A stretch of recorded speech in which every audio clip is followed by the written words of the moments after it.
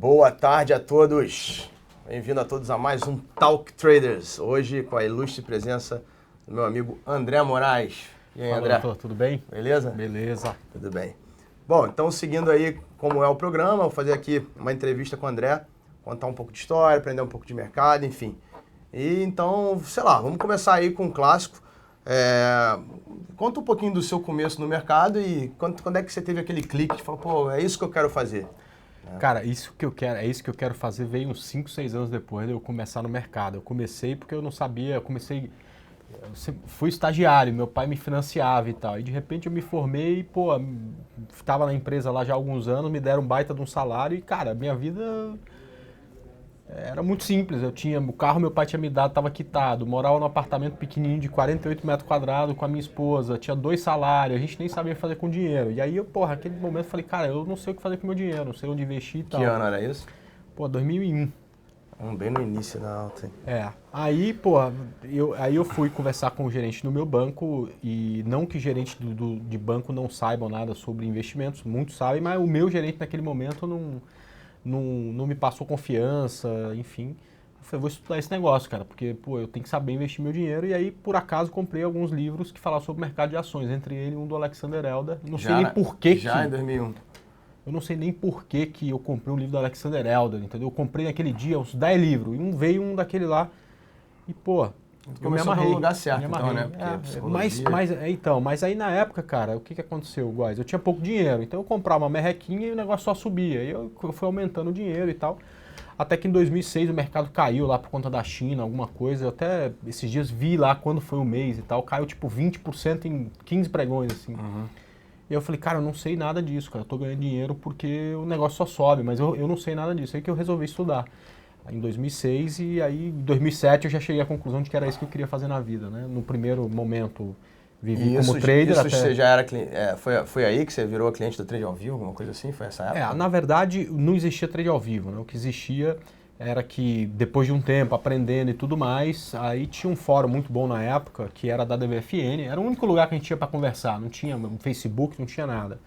E aí eu conheci o Igor. E aí a gente começou a tradar junto com ele, pelo Skype, ele passava, olha, tô comprando aqui e tal, porra. E aí aquilo começou a ficar muito bagunçado, porque tinha muita gente, e o pessoal falou, pô, Igor, você tem que cobrar por isso, porque, pô, eu te pago alguma coisa, mas pelo menos fica um grupo mais seleto. Aí o Igor falou, beleza. E aí eu fui o terceiro ou segundo aluno do Igor. Então era assim, o Igor já estava com boa essa época? Não tinha o boa. Vou contar a história aqui. Aí o Igor já tinha conhecido o Bo, foi na casa do Bo uma vez e tal, gostou, o Bo falou das 2 médias para ele começou a usar, começou a ter sucesso e tal, mas o Bo naquele momento ainda estava lá na vida dele do sítio e tudo mais, um momento mais restrito dele. Aí o Igor, ele uns 6 meses depois, eu já não precisava mais pagar pro Igor, já tinha absorvido aquele conteúdo que ele tinha. Eu falei, ó, Igor, eu vou sair do curso. Aí ele me chamou, porra, vem, vamos montar uma empresa, vamos fazer alguma coisa junto, e a gente começou. Isso foi final de 2006, se não me engano. Uhum. Outubro de 2006. Aí eu acredito que uns 6 meses depois a gente teve uma reunião com o Bo. Pô, eu não conhecia o Bo, só o Igor conhecia e tal. A gente gostou pra caramba, aí a gente resolveu montar o Trade ao Vivo. Eu acho que o Bo... A gente era muito moleque na época, né? Então o Bo deu uma outra cara para a empresa e tal, não sei o quê. Mas eu comecei assim, querendo aprender e o Igor foi muito importante, sabe por quê, Góis? Eu nunca tinha tomado um stop para perder 70% do meu capital, 50% do meu capital, nunca tinha passado por isso. E provavelmente eu nunca passei por isso justamente por conta do Igor. Porque ele já tinha passado. Porque ele já tinha passado, ele falava... Cara, coloca o stop, senão esse negócio vai cair, você vai perder todo o teu dinheiro, tua mulher vai te matar, daquele jeito simples que ele fala, né? Então eu sempre tive muito medo de perder meu capital justamente por conta do que o Igor falava. Né? Entendi. E você não chegou quase a não ter contato com a análise técnica tradicional, né? Porque, assim, uma coisa que eu acho, eu demorei... eu tenho um estilo muito prático, porque eu, quando comecei a gostar de bolsa, ganhei dinheiro com opção pra caramba, peguei um movimento de alta que aí foi em 97, 98, sei lá. Acho que quando o Armínio Fraga assumiu ali e tal, e ganhei muito dinheiro, só fazia termo, opção, ao contrário até, né? Pô, comecei com muito pouco dinheiro, cheguei a fazer um puta... E aí eu perdi tudo e comecei a correr atrás dessa época de gráfico, né? E aí eu aprendi com o Didi, fui trabalhar com ele, tive contato com muita gente. E fui evoluindo, até que eu cheguei num estilo próprio. Que no final das contas era que tudo era um pivô, né? Que tudo se baseava dentro do pivô e existia, na verdade, você tem que sempre seguir a tendência de alta você comprar, né? Naquela época eu já tinha um pouco desse caiu, comprou. E que o melhor momento era o início da tendência, às vezes no rompimento, às vezes antes do rompimento, principalmente no fundo do segundo ombro, no topo do segundo ombro, que eu usava bastante. E eu, quando conheci o Ficube, achei muito legal, porque é uma visão assim, no final das contas a gente tira fora uma centenas de indicadores, centenas de estilos técnicos, que assim, nesses 20 anos eu posso dizer que a forma como tanto o trade ao vivo encara, o Boa, o Ficube, eu, e por aí vai, é uma forma, assim, muito eficiente e simplista, né? Então, assim, você teve contato com essa análise clássica, essa análise convencional, técnica, dos retângulos, triângulos e por aí vai, ou realmente você foi criado sempre com essa coisa da onda 3, de seguir tendência, de gerenciar o risco e por aí vai? Cara, eu estudei tudo isso, análise técnica tradicional, tentei usar alguns indicadores, e aí depois eu comecei a usar a coisa do Alexander Elder, das 3 telas, usando o MACD e, enfim, usando muito canal e tudo mais. Quando eu passei a operar com o Igor, que o Igor já tinha aprendido bastante coisa com o Boa, eu comecei a jogar um monte de coisa fora e ficar mais com as médias móveis. E depois que quando eu conheci o Boa, é que eu comecei a estudar um pouco melhor sobre reversão de tendência em onda 3, que nada mais é do que o teu pivô, que você sempre falou, do cabeça-ombro, do Okoi. Isso realmente foi o ponto que aí eu comecei a limpar tudo, tá certo? Então, desde 2008 que eu conheço o Boa, no final de 2007, começo de 2008, eu mexi muito pouco na questão da análise técnica. E quando eu mexi foi sempre para simplificar. Então, cara, eu boto 2 médias lá no gráfico para ter uma referência, um MACD com mais um ali embaixo e o resto é só preço, né? Então hoje... Perfeito. Hoje ficou na moda price action, né? É o que a gente faz. O que eu já fazia, né? Eu não usava esse nome, mas sempre fui. Eu também sempre fui um limpador de indicador, né? Durante toda a minha evolução, a gente só joga fora indicador. E o mais legal que eu sempre falo, a partir de 2007, 2008, cara, eu só estudei como melhorar o meu gerenciamento de risco, como manter equilibrado, você vai ganhando experiência, vai entendendo o comportamento do mercado, você sabe, você espera melhor o movimento, você tem mais paciência, tudo isso vem sendo melhorado, mas a análise técnica é praticamente a mesma de 10 anos. Exatamente. Eu costumo dizer que, assim, existe eu acho que existe um máximo de saber sobre gráfico, de análise técnica, etc. Eu acho que, assim, em determinado momento da análise técnica, em determinado nível que você chega, um pode gostar mais de rompimento, outro pode gostar mais de antecipar o rompimento, outro pode até operar contra a tendência, embora eu ache totalmente errado, enfim. Mas em determinado momento um vai acertar mais, outro vai errar mais. Assim, eu confesso que eu acho que eu já cheguei num ponto que a análise técnica eu não consigo evoluir. Porém, o resto, que na verdade a gente pode botar que talvez seja 90% do sucesso, 80%, sei lá. Depois você fala o que você acredita sobre isso. E o resto é o quê? Disciplina, gerenciamento de risco vindo junto com a psicologia, com o controle emocional, né, de você lidar com o prazer e a perda, né, a dor e o prazer, né, da parte mais sensível do ser humano, que é o bolso, onde acho que a gente nunca vai chegar no topo, né? A gente pode evoluir quanto a isso muito. Então, assim, eu queria saber a tua opinião sobre esses fatores, assim, a análise técnica em si, a disciplina, o gerenciamento de risco, todos esses fatores que você acha, de quanto de importância você daria e por aí vai. Então, cara, a análise técnica ela é importante, porque é ela que me dá o momento de entrar na operação. Mas a importância dela acaba aí. Então, no final das contas, se tem lá um fatia de um bolo de quão importante é a análise técnica, talvez essa fatia seria de no máximo 20%. Exato. As outras questões que são muito mais fundamentais. Então, quando eu iniciei, eu ficava feliz quando eu falava, vou comprar aqui e a partir daí o trade evoluía, sabe? E ganhava dinheiro, né? E ficava triste quando o preço caía e estopava e tal, né? Hoje em dia o que me deixa feliz é se eu conseguir até o final seguir a estratégia que eu tinha bolado antes de iniciar a operação, entendeu? Então a operação que dá certo para mim é eu falar assim, cara, eu vou comprar a Petrobras a 9,20, se ela for a 9,40 eu saio com ganho, se ela for a 9,10 eu saio no prejuízo. Independente se ela vai a 9,40 ou 9,10, se eu executar aquela estratégia com perfeição, para mim está tudo certo, é uma operação de sucesso. Então essas outras questões que você comentou aí, eu acho que são muito mais importantes que a análise técnica. Aliás, você sabe uma coisa que me deixa envergonhado? Às vezes, pô, a gente é doente por bolsa, né? Todo trader, e no nosso caso, todo analista, adora bolsa. Então a gente fala sobre bolsa durante o pregão, depois do pregão, antes do pregão, nos vídeos à noite, em todo lugar a gente fala de bolsa. E às vezes está na roda de amigo e tal, o pessoal começa a falar sobre novidades, como canal de não sei o quê, canal de Don Xian, exato. Aí eu falo, cara, que diabo será isso, cara? Porque eu realmente parei de procurar essas coisas, cara. Eu fico até envergonhado às vezes, entendeu? Não, eu concordo plenamente, assim. Aliás, a profundidade do que o André falou aqui, eu acho que todo mundo que estiver acompanhando aí deve escutar, porque realmente não tem nada melhor do que você ficar satisfeito de simplesmente seguir sua estratégia, né? Tanto no stop quanto no alvo, né? Isso é bem do Helder, né? Aliás, é bem de todo cara trader. Que dura muito, né? Tem aquele livro que o Márcio Noronha traduziu, né? Que acho que é Financial Wizard, o original, e Magos do Mercado, que o Márcio Noronha vende no site dele, que é uma entrevista só com top traders milionários, não sei o que. Se tem uma coisa que todos falam e repetem lá, é que, cara, não me importa ganhar ou perder, o que me importa é seguir minha estratégia. Eu confio nela, acho que ela é vencedora no longo prazo e eu só preciso seguir ela. Então é exatamente isso, acho que essa parte é importantíssima, acho que isso é difícil. E aí eu pergunto, você que já já desenvolveu isso, e eu acompanho você, o estudo de domingo e tudo, e eu acho que a parte mais bacana é essa disciplina que você mantém. Agora, você ainda comete os erros de sair no meio do caminho, então, de estopar depois? A gente comete cada vez menos, mas eu sempre comparo essa luta nossa por seguir a estratégia como uma guerra que você vai vencendo batalhas, entendeu? Então hoje teve uma batalha, né? Então hoje, por exemplo, eu achei que o mercado ia cair, a gente estava até discordando aí dos próximos dias. Pô, então a gente foi lá, vendeu o vale no início do dia, colocou o alvo lá embaixo, começou a cair, aí você quer sair da operação porque já tá bom, mas pô, não saímos, esperamos chegar no alvo, pô, acabou a operação. Pô, hoje eu venci a batalha, mas a guerra a gente nunca vence igual a isso, porque se a gente se acha num determinado momento mais esperto que o mercado, a gente falha na estratégia e aí naquele dia você perdeu a batalha. Então, eu acho que a gente tem que ser nesse ponto muito humilde para admitir que, pô, a guerra eu nunca venci.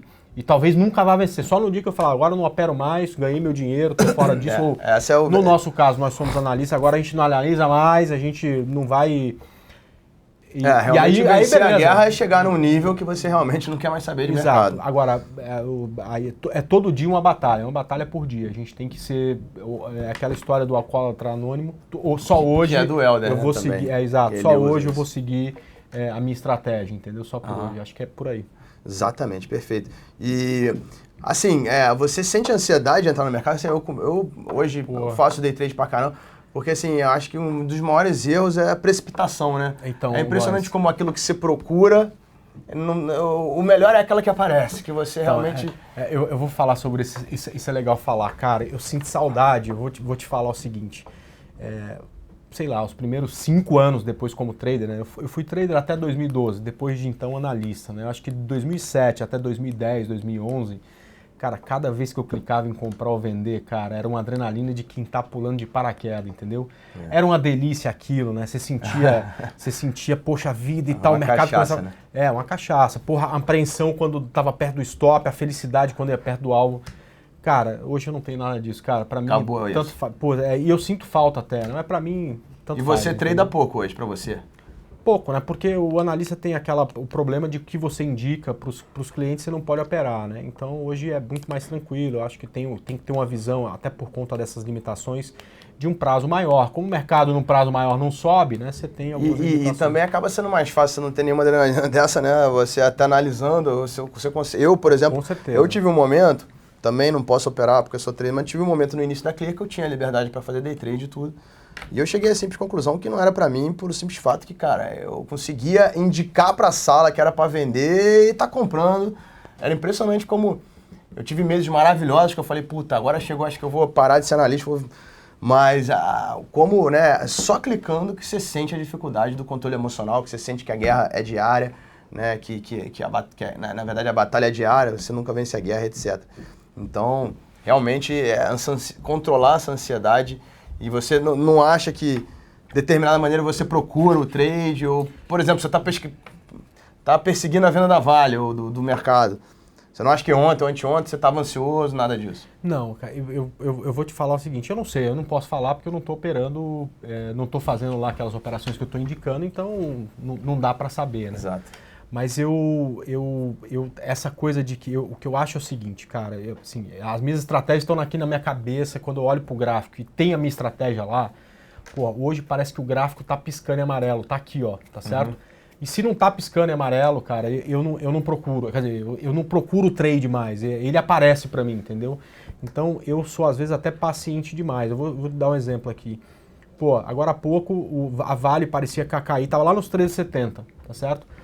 Cara, só que o risco estava maior do que 1%, então é um risco que eu não topo fazer. Ah, mas diminui a mão. Não gosto de fazer isso. Então, cara, eu não vendi. Tava lá o ponto, o rompimento e tudo mais. Ela tá aí a 13,60 agora. Nem teria dado certa operação ainda, mas tá abaixo do ponto. Mas eu, se não tem todos aqueles elementos na minha estratégia, eu realmente não indico a operação de forma nenhuma. Você tocou num outro ponto que eu também não sei. É porque você realmente, você passa isso, é o que eu costumo dizer, né? Que eu gosto do teu estilo. Porque a gama das pessoas que você fala é muito amplo. Porque eu tenho certeza que o cara muito iniciante se identifica, mas o cara que também tem muita experiência se identifica. Porque o cara que é muito iniciante se identifica porque você tem uma forma fácil de passar, que você... Agora, o cara que é muito experiente, ele vê essa tranquilidade. Eu tenho certeza, pelo menos é o que eu acho, não estou falando isso de agora, desde que eu conheci ele na Rico ou desde que eu acompanho o teu trabalho, né, em outras corretoras. Porque uma outra coisa que incomoda, que aliás eu acho que é um ponto-chave da psicologia, é justamente como você falou, por acaso a Vale não evoluiu. Mas, puta, eu acho que é para vender, eu acho que é para vender, eu acho que é para vender, o stop tá longo, não vou entrar, aí o negócio desaba. Como a gente sofre com o que a gente não faz, né? E é impressionante que quando a gente acha que vai comprar e não compra, se aquela compra der certo, você vai se martirizar ao longo do dia. Mas se der errado, você esquece que você achava.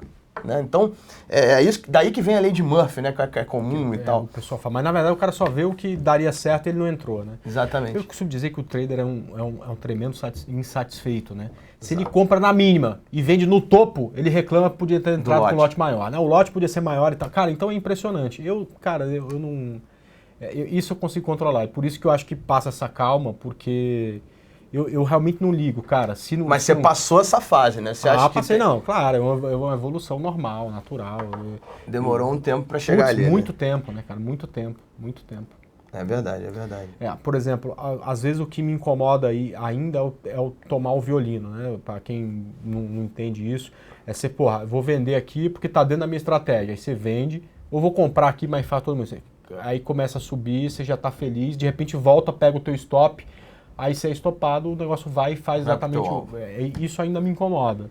Mas eu converso muito sobre isso, todos os dias lá com os meus alunos, porque é uma coisa que eu ainda preciso resolver, me incomoda, mas eu sei que faz parte, não dá para ser disciplinado e não tomar violino, né? Não tem jeito. Entendi. Você quer uma coisa doída? Eu acho que isso foi em 2010. Eu sempre gostei muito de fazer swing trade. Tinha um capital legal naquela época, a gente estava comprado... porque eu nunca estou sozinho, né? Eu sempre estou falando com alguém e tal, mas eu com o meu capital estava comprado nos 8 ativos. Aí, cara, naquele dia o mercado aqui no Brasil estava subindo, lá nos Estados Unidos estava caindo 0,3. Teve um cara que a gente chama de Fat Finger, né? Que deu uma boletada errada em Procter & Gamble. Era para boletar, tipo, 1.200 papéis na venda, ele boletou 12 milhões. Uma história lá de fora. Exato. E o S&P 500, de repente, estava caindo 0,3%, 2 minutos depois estava caindo 4%, 5%. A nossa bolsa degringolou, cara. Eu fui estopado em todas as operações, cara. O que aconteceu? O mercado chegou a estar caindo 6%, 7%, 8%, vai ter circuit break e tal. Eu falei, já zerei tudo, já bateu no stop, acabou. De repente a bolsa começa a voltar e fecha no positivo.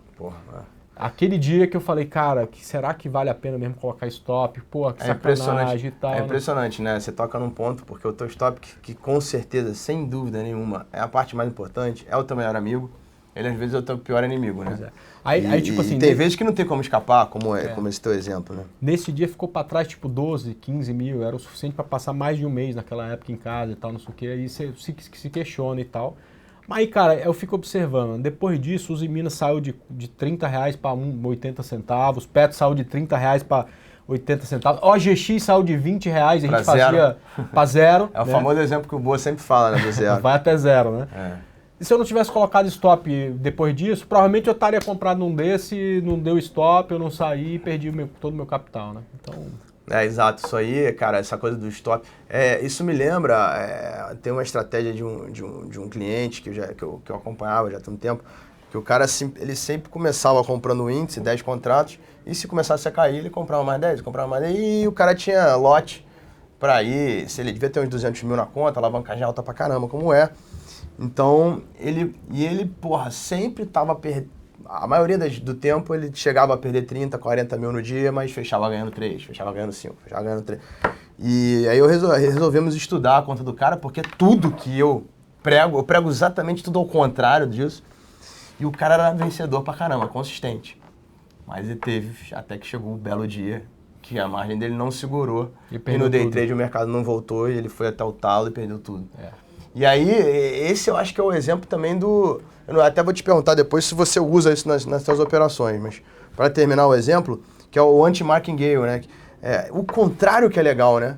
Imagina se você todo dia tá ganhando 30 e 40 e continua comprando e devolve tudo. Por isso que eu não gosto de meta. Fica no 0 a 0, eu também não gosto. Depois a gente pode falar sobre isso.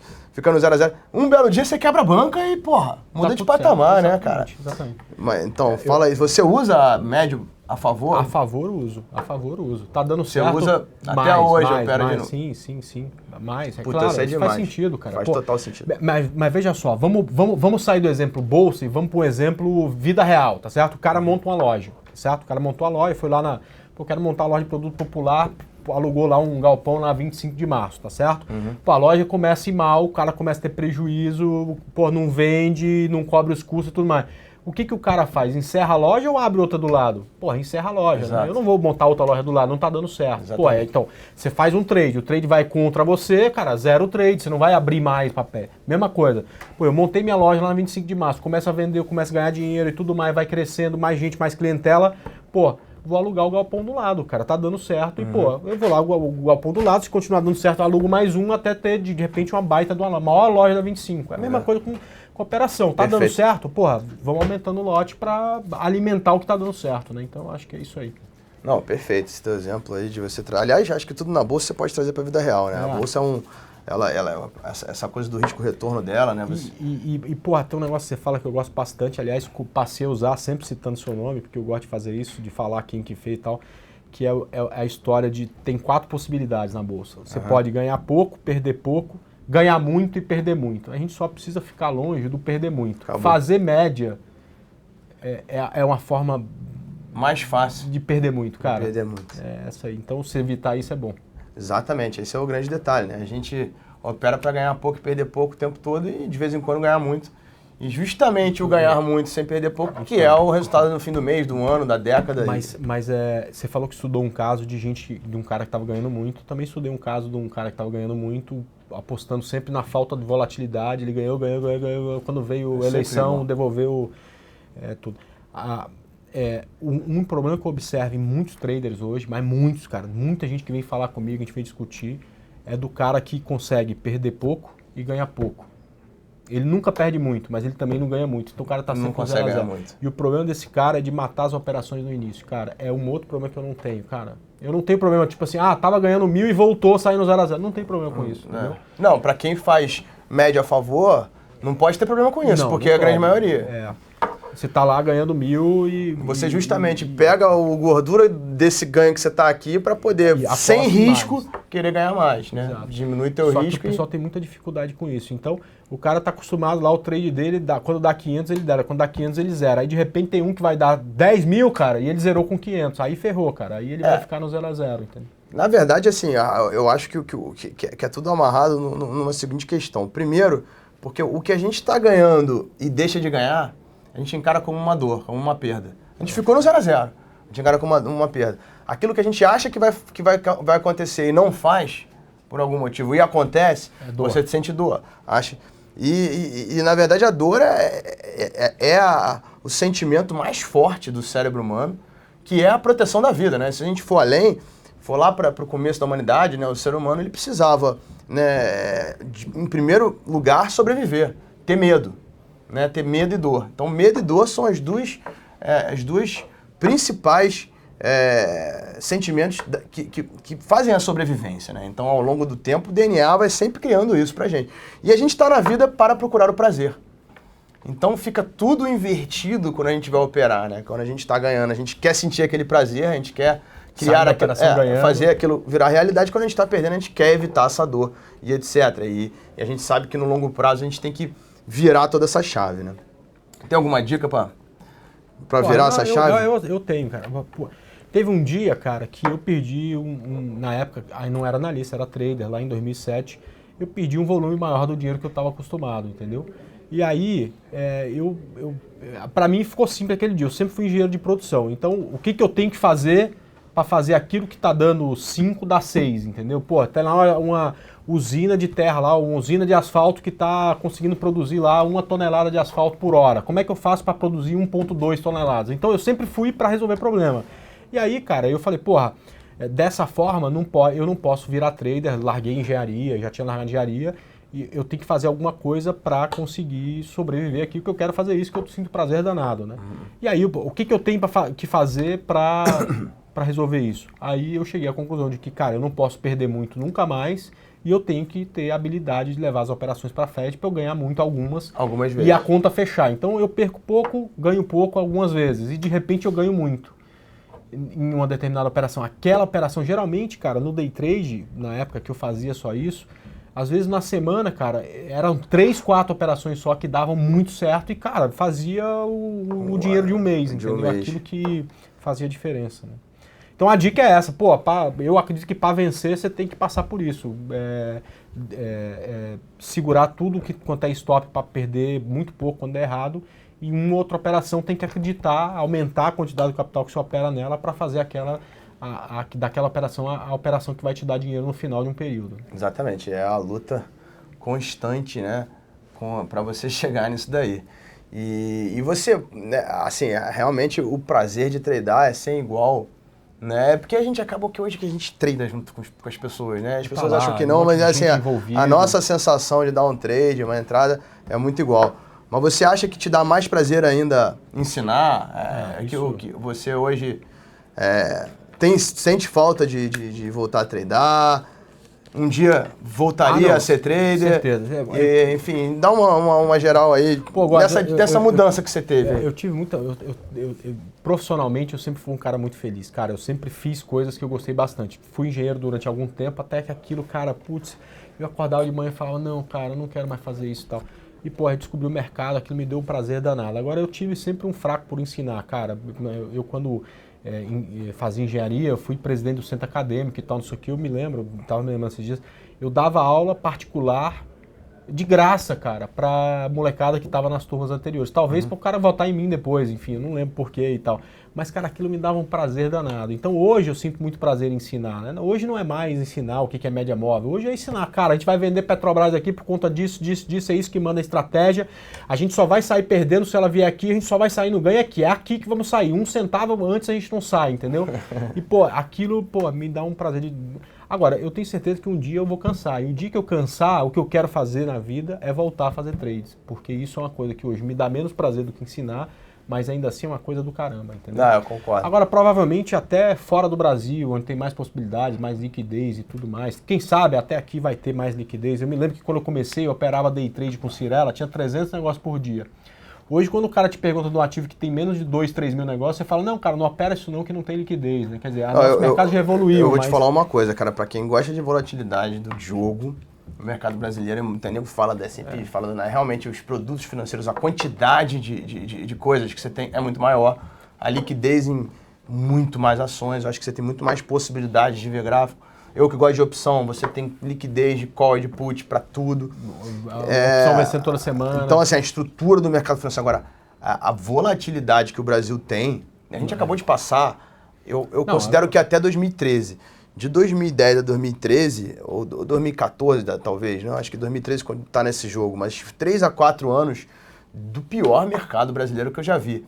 Agora, um mercado igual a esse, cara, que hoje cai quanto na bolsa, não sei. 1,5. 1,5, mas cai 2. Enfim, outro dia subiu 3,5. Amanhã, porra, tu pegar a pena, tava 37 mil, tá 53. Porra, É um mercadaço, né, cara? Petrobras, Vale tá caindo 7%, tá só corrigindo um pouquinho do que subiu no último dia. Exatamente. Eu acho que é sem igual e eu acho que os gringos veem isso. Eu acho que os gringos que gostam do jogo mesmo, eles operam aqui e gostam disso. Então, eu acho que é um puta mercado. Deixa eu voltar num ponto que a gente tocou rapidamente, mas eu acho que é legal voltar porque eu concordo plenamente com o teu pensamento. E depois, embora a entrevista seja com você, eu vou contar uma história de como eu te conheci. Mas, enfim, realmente é uma coisa que eu falo muito na minha sala, né? Que é mais difícil saber perder do que saber ganhar. E em relação à meta, porque eu acho que é legal, eu acho que faz parte até do ego, faz parte do prazer de tradar, bati a meta. E, cara, de cada 10 pessoas que falam que bateu a meta de ganho, você vê uma, que eu acho que deve ser esse o vencedor, que batia a meta de perda, né? Eu considero até o 3-1 que você faz em cada trade, você pode levar isso para o teu resultado no day trade. Então eu trabalho para ganhar 3 mil de meta, mas se eu perder 1.000, eu paro perdendo. E a disciplina da meta da perda é mais importante. O que você acha sobre isso? O que você viu aí, com a experiência que você tem e tudo? Cara, como eu falei, né, isso é tudo história do passado, né? Eu sempre gostei muito de jogo de simulador de carro, tá certo? E aí, de vez em quando, minha esposa chegava, sei lá, em casa na hora do almoço, meio-dia, eu tava lá no simulador. Ela falou, hoje não deu certo. Eu falei, hoje não. Por quê? Eu sempre tive meta de perda. Quer dizer, cara, é o seguinte, eu trabalho para ganhar, tá certo? Pô, só que tem dia que eu tô afinado com o mercado e tem dia que eu não tô. Quem tá certo sempre é o mercado. O dia que eu não tô afinado, significa que se eu ficar ali, eu vou continuar perdendo, né? Então, eu quando tomo 3 stops no day trade, geralmente no day trade, no swing trade não tem muita enrolação com isso, mas no day trade, tomar 3 stops e falar, cara, hoje sou eu que tô errado, o mercado tá certinho. Que é o 3-1. Exatamente. E, aliás, a meta de ganho é acertar 3 trades no mesmo dia, né? Agora, meta de ganho, cara, quando dá certo, cara, eu quero operar até o leilão, cara. 1 segundo antes do leilão, zero tudo, entendeu? Concordo. Porra, é o que faz diferença. Tá dando tudo certo, eu vou parar, não, porque então, meta de quanto ganhar eu nunca tive e pro meu estilo de operação não funciona, entendeu? É impressionante que assim, a quantidade de coisas de conclusões que você chegou e eu cheguei também, e aí vai de acordo com essa história que eu vou te contar, mas que são assim, a gente, em termos de pensamento de mercado, é igual, cara. Tanto que eu comecei a operar bem o índice e o dólar, quando eu comecei a ter mais uma questão de 3-1, e eu falava o seguinte, se eu acertar um trade de 300 pontos, eu faço 100 pontos de stop, 300 de ganho. Hoje eu tenho que variar um pouco, eu vou até 200 de stop no máximo, e até 600 de ganho no máximo. Agora, eu faço questão de, também chegou com 600 pontos de ganho, 300 pontos eu zero, não tenho problema com isso, porque eu faço o meu Caio comprou, né? Às vezes eu zero com 300 pontos, ele me daria 500, 550, mas ele volta e me dá outro trade. E eu falo muito na minha sala, a cada vez que eu acerto, eu não perdoo a próxima entrada, eu vou acertar. E a mesma coisa no erro. E eu defendo a tese de que você deveria ter primeiro ter uma pontuação, uma faixa de pontuação consistente. Segundo, fazer o 3-1 do stop quanto alvo. Terceiro, a tua meta de ganho é acertar 3 de 3. Né? Então, 900 pontos, por exemplo. E a tua meta de perda é perder 300. Errar 3 de 100. Se você tiver isso e souber aplicar isso, e aí é segundo ponto, você acelera quando está no dia bom, e diminui quando tá no dia errado, né? Então errou 2, cara. Só vai fazer a terceira se você tiver certeza, senão nem faz. Exato. E acho que isso no longo prazo... Quando eu erro 2, pra eu fazer a terceira, aí eu sou chato pra caramba. Mas aí, enfim, eu faço. Deu errado, cara, hoje não é meu dia. Ok, tá tudo certo, amanhã vai ser de novo, entendeu? Agora, quando dá certo, aí eu não quero parar. Eu realmente acho que tem que ir até o final. Pô, você botou essa telinha de mercado aqui. Olha pra câmera, olha pra tela pra ver quanto é que tá. Mas, enfim, cara, então, assim, essa quantidade de pensamento que a gente tem em comum, eu acho que assim, eu concordo com várias coisas que você falou. Olha, eu falo muitas coisas dessa, tanto que você caiu como uma luva, né? As 4 definições, que não é nada mais do que tudo que a gente falou de uma forma, uma frase mais bacana, né? Mas eu me lembro que, cara, eu sempre fui meio marrento depois de ter sido analista técnico na primeira empresa de análise técnica do Brasil, com o Didi, né? Uma empresa especializada em análise técnica, ter atendido vários bancos, vários assets, a gente falava com gente muito grande de mercado, ter sido contratado por um cara, uma tesouraria, ter ido operar com eles e aí conhecido a verdadeira disciplina, né? A coisa que o meu salário, ele era ligado a quanto eu fazia naquela tesouraria e eu sentei com traders profissionais, então o aprendizado foi demais. Eu tive uma fase maravilhosa que foi no começo e depois uma fase que eu cheguei num prejuízo que eu parecia que eu tinha uma resistência no zero. Então, para eu ganhar salário, eu teria que passar o prejuízo e começar a ganhar. Eu chegava, quando eu passava um prejuízo, quando eu botava no zero, eu voltava a perder. Parecia uma agonia psicológica. E o cara me ajudou e tal, mas não deu certo. Ao longo do tempo, eu voltei a trabalhar com o Didi. E dali eu comecei a minha carreira solo e eu comecei a ter várias manias de jogar fora indicador e de achar que o mercado é só tendência, que é só começo hoje de onda 3, na minha época de pivô, e de que, porra, enfim, eu tive todos esses conceitos que o mais importante, sem dúvida nenhuma, é gerenciamento de risco, que o que importa é perder pouco, todas essas coisas que a gente conversou aqui. E, cara, eu não via isso. Então, eu acho que muito do meu nome foi criado na Ágora, depois na WinTrade e tal, né? No início da minha carreira solo como analista, tava nesse segredo de que eu tinha uma forma completamente diferente da tradicional de encarar as coisas. E eu era meio marrento, então, porra, eu desrespeitar. É claro que o Didi foi o cara que me ensinou. E o Márcio Noronha, que eu tive a oportunidade de sentar junto, eram caras que eu respeitava. Mas de resto, puta, eu era chato, cara. Todo analista que eu via na internet, porra. Até que eu fui trabalhar na Rico. E por acaso o André Moraes começou também a trabalhar lá, já fazia serviço e tal. E aí eu comecei a escutar o André Moraes. A primeira coisa que eu escutei foi tal da Onda 13. Eu falei, puta que pariu. Opa, desculpa. Mais um cara... inventando coisa aí. Eu pedi desculpa pro meu palavrão aqui, mas, pô, outro dia eu fiz uma com o Neto aqui, que foi palavrão do início ao fim. Mas, enfim, aí eu falei, puta, mais um cara que vê onda de Elliott, mais um imbecil. É impressionante como é que ninguém sabe ver grau. Vem um cara contar a porra das ondas, falar que é a 5 da 3 da ABC, que não sei o quê, que, porra, estendeu a 3 da 1, estendeu. Que... 2.000 ondas, exatamente, 5.000 regras, porra, 5 exceções. Exatamente, tem 10 pessoas que veem Elliott, as 10 acham que tá numa onda diferente. Um acha que tá no ABC da correção, o outro na quinta das 3. E aí eu descobri que não, que essa onda 13 era o que eu falava que era pivô, né? Que era simplesmente o mercado não fazer novo fundo para uma onda 3 de alta, não fazer novo topo, uma onda 3 de baixa, que é a tal da reversão, né? Talvez o momento que mais dá dinheiro de todos, né? Que foi o que a Vale fez agora, do 9 para 14, por 15, né? E agora tiveram várias, e na última alta tiveram várias. E aí eu descobri primeiro isso. Depois eu descobri que ele falava do 3 para 1, que o importante era o gerenciamento de risco. Aí ele falava que tem que ter paciência. Aí ele falava que... Eu falei, caralho, porra, aquilo ali falou, porra, pela primeira vez. Eu falei, puta, tio, e eu falei isso pra você na época, né? E depois ele ainda me mostrou, gostava muito de Fibonacci, depois ele me mostrou um software com a tela preta, com a porrada de linha colorida, que eu falei, caramba, que software maneiro, o visual era maneiro. Aí ele mostrou, isso aqui é para contar onda 3. Conforme as mimas estão embaixo, você traça o Fibonacci, ele vai te dar o alvo da cor da mima em relação. Isso é tudo baseado em Fio ao cubo, que é a especificidade. Aí, cara, aquilo ali me apaixonou. E realmente, cara, ali foi a hora que eu falei, cara, puta, tem gente... E foi muito importante para mim ali, porque... Eu vi que tinha alguém vendo aquilo que eu não entendia por que não tinha, né? E no final das contas, o software era do Bo, era o Ficuli. O Bo veio trabalhar comigo. Pô, a gente fez essa história, né? Eu criei a Clear do zero, o Team Clear do zero, a Clear. Também entrei lá no primeiro dia, eu vi... Né? Eu lembro da gente comemorando que tinha pagado o papel higiênico da empresa em corretagem no primeiro mês. Tinha feito R$380 de corretagem no mês. Falei, galera, ó, papel higiênico da empresa a gente já pagou. E deu no que deu, né? E hoje você tá aqui comigo, a gente criou o Team Clear, então, puta, essa é uma realização. Por isso que eu falo que certamente eu não teria, por mais dinheiro que eu ganhasse, né? Eu acho que eu sou mais realizado de ter feito todo esse trabalho, de estar com esse time junto e de estar, de repente, mudando o paradigma das pessoas físicas do que, enfim, claro que... Olha só, Góes, a gente tem 5 anos de queda no mercado, a gente tem... um monte de gente que perdeu dinheiro fazendo um monte de besteira com OGX, com comprados em Minas, porque era blue chip, não estopou, e comprado um monte de coisa e tal, não sei o quê. Cara, mas ao mesmo tempo, cara, a gente tem todos os dias 3.000 pessoas grudadas com a gente, escutando e tudo mais, mesmo com o mercado ruim.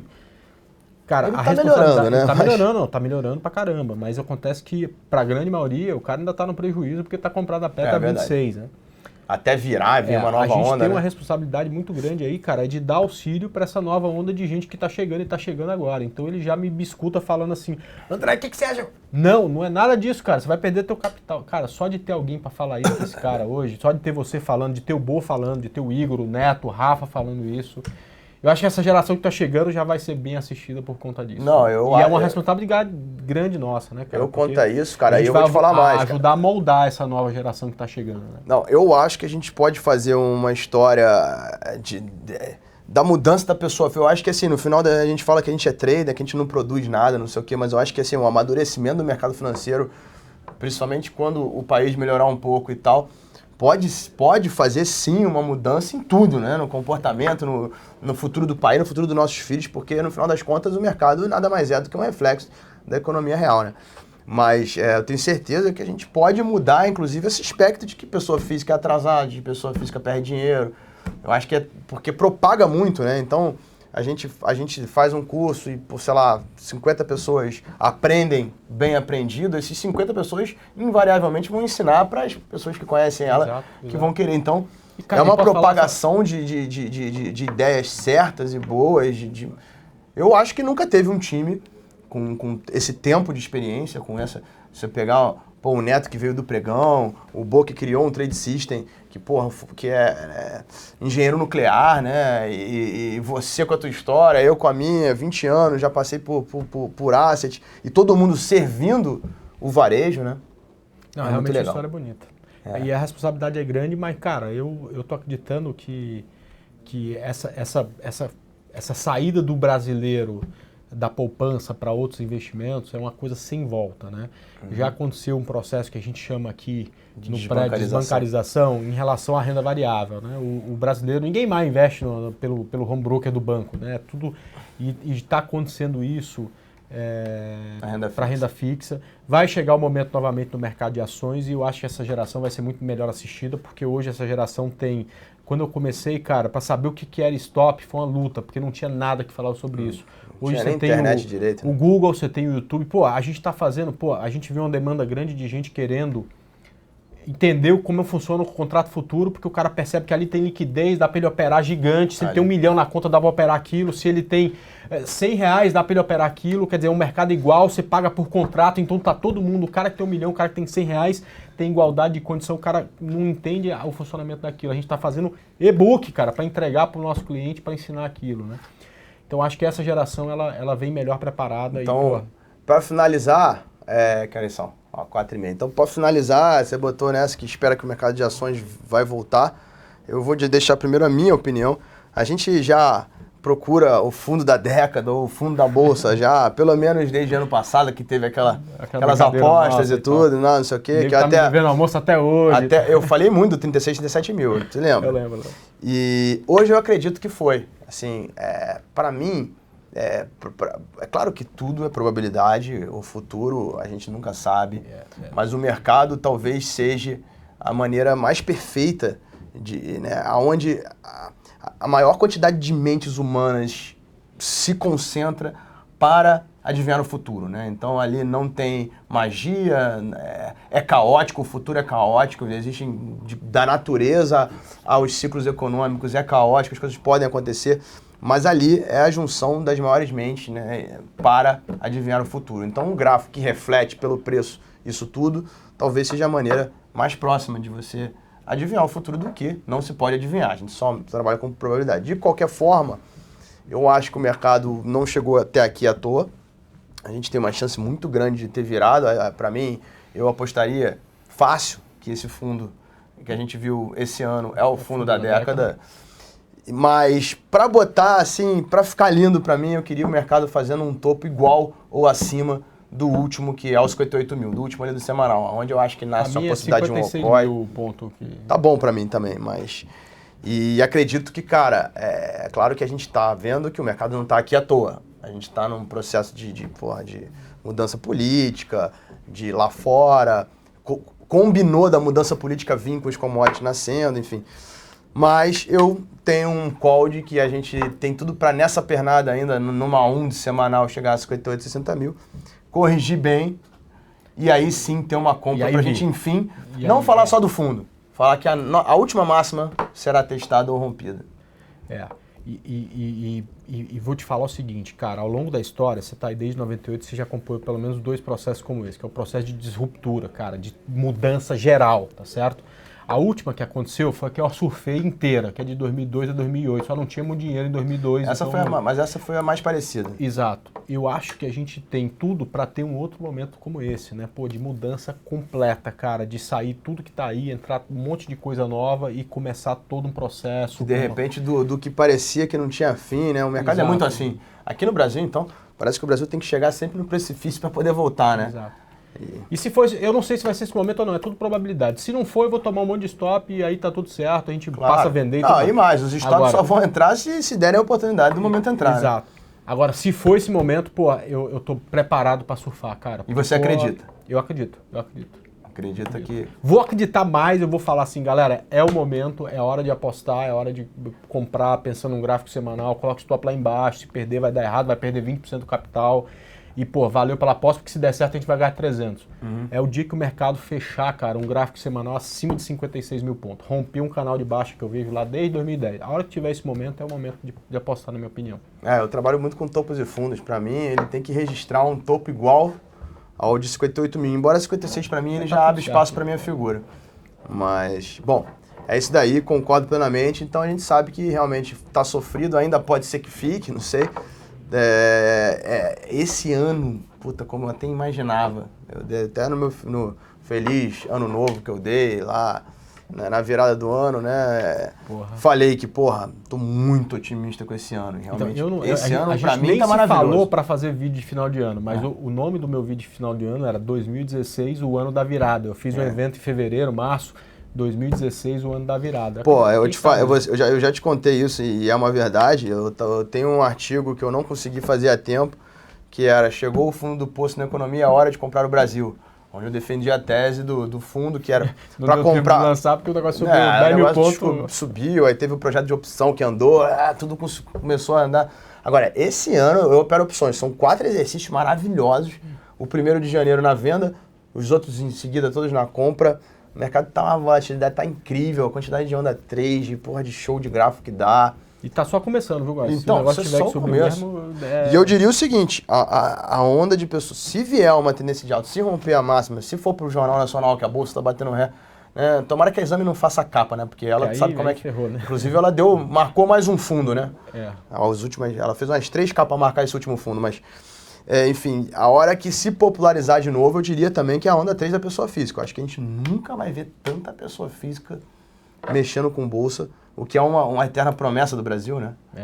Mas aí, repito, uma geração de traders que vai nascer muito melhor do que foi a nossa, porque tem muito mais recurso, está muito melhor preparada, tem ferramentas muito melhores. Não tinha nem stop quando a gente começou, a gente pagava 50 pila numa corretagem de compra. Não tinha como vender, não tinha nada. Eu peguei o mercado de telefone, que você desligava, eu peguei a NetTrade, eu operei pela Pata, a NetTrade, que foi o primeiro esboço de mercado online, que parece que você mandava a ordem lá, mandava enter, e o cara lá ligava e passava a ordem. Tinha uma central de caras pegando a ordem e transformando ela em analógica.